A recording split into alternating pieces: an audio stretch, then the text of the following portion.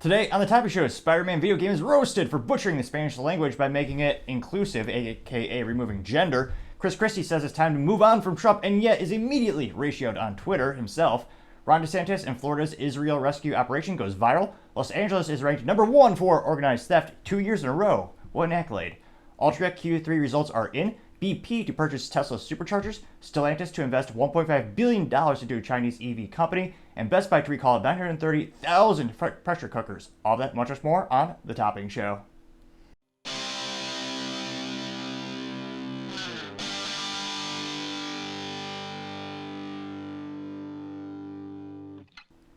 Thank you everyone for taking the time to tune in today. Today's episode of Topping Show is sponsored by Topping Technologies.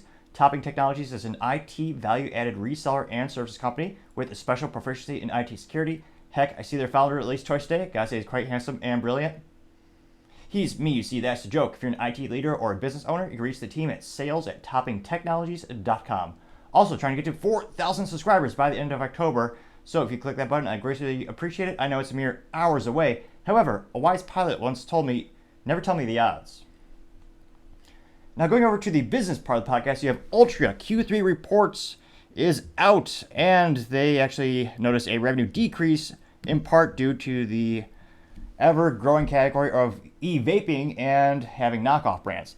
Now, Altria is probably the largest tobacco company or alternative lifestyle company, whatever marketing mechanism you really prefer to use. But if you go to Wikipedia really quick, I can actually read you the list of everything they own, and you'll be astonished. It's basically the largest tobacco company. Their best known brand is probably Marlboro, where you used to have that iconic cowboy who's, well, actually, ironically or not ironically, depending on how you view things, the spokesperson died multiple times. Well, not the same person, but whoever was the spokesperson, they subsequently passed away from tobacco-related illnesses. So, probably makes sense why they don't have a live-action brand ambassador anymore. Now, if you go to Altria, they're publicly traded, and they emerged from Philip Morris, which used to be, everyone used to know that name. I can't help but wonder if this is, they claim it's part of their rebranding to sound more professional. So they're kind of similar to, have you ever heard of the company Chuck E. Cheese's? Well, the corporate entity that actually operates all the stores, well, it's called CEC Entertainment. It's the same exact thing, but one sounds a little bit more professional. Now, this one perhaps just because Philip Morris didn't have the best PR image prior to that.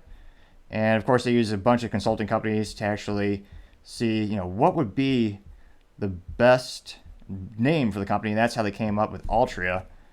Now, it looks like in terms of the brands they own, pull that up really quick, unless the Control F doesn't find it. Let's see. Fiscal year 2020, they had revenues of $4.45 billion. Let's see here, some of the brands. One would think it'd be a little bit easier to find all their brands. Let's see. Obviously, Marlboro is the best. Yeah. All right. Now it's a mystery. Now we have to go to their main website just to find out. Go to altria.com. Of course, the big banner that they have on their website is moving beyond smoking because they have alternative products. But let me see here. They have reports. Are they trying to... All right, so,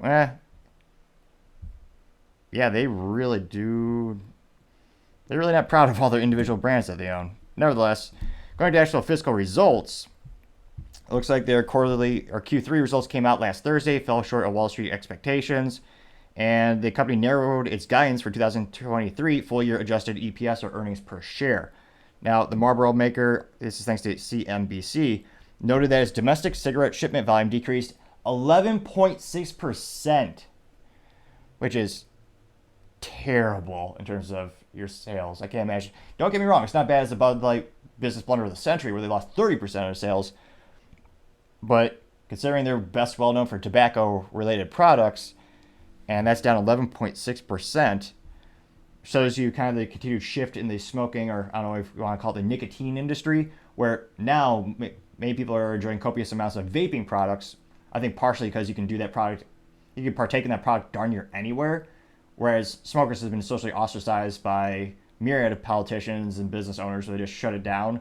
They actually also, the most ridiculous thing is if it's in winter, they actually force them to go outside and smoke outside. When my 3 cents, granted it used to be 2 cents, but 40-year hyperinflation, allow the business owner to choose what they want. I just have disdain when the government is telling the businesses, oh yeah, this is how you have to operate. You have to, if you want to be this, just send them outside. Which can't help but think you wouldn't do that for any other category. Now, it looks like the earnings per share were $1.28 per share adjusted versus the $1.29 expected. So it's not huge. It's not as bad as other publicly traded companies have been doing lately. Now, the revenue was also adjusted. They came in at $5.28 billion versus, however, they expected $5.43 billion. Now, it looks like Altria's overall revenue fell this third quarter, decreasing 4.1% year over year to $6.25 billion. Net of excise tax, the company recorded a revenue of $5.28 billion, down 2.5%. The company noted that the drop was due in part to the lower net revenue for smokable products. Net earnings for the quarter were $2.17 billion, or $1.22 per share, compared to $224 million, or 12 cents per share a year earlier, adjusting for one-time items associated with the company's investment in Anheuser-Busch InBev, as well as litigation and acquisition costs. Altria earned $1.28 per share. They really invest in Anheuser-Busch InBev? Wait. Anheuser-Busch. When was this? Yeah, I guess they did it.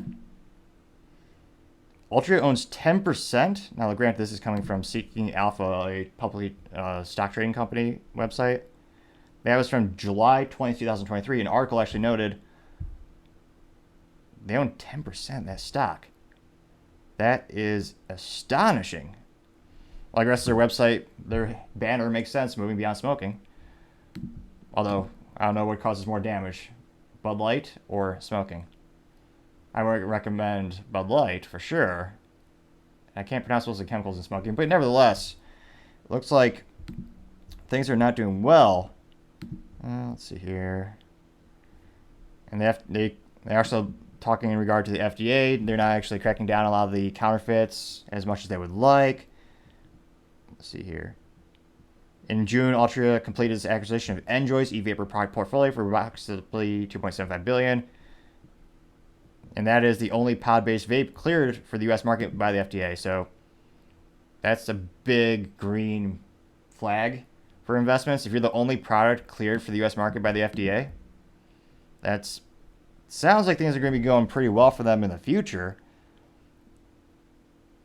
Jeez Louise, but so far this year, Altria has recorded pre-tax charges of $424 million for tobacco litigation, including the settlement of Juul-related litigation. In May, Altria settled at least 6,000 lawsuits accusing it of fueling teen vaping epidemic through its former investment in Juul.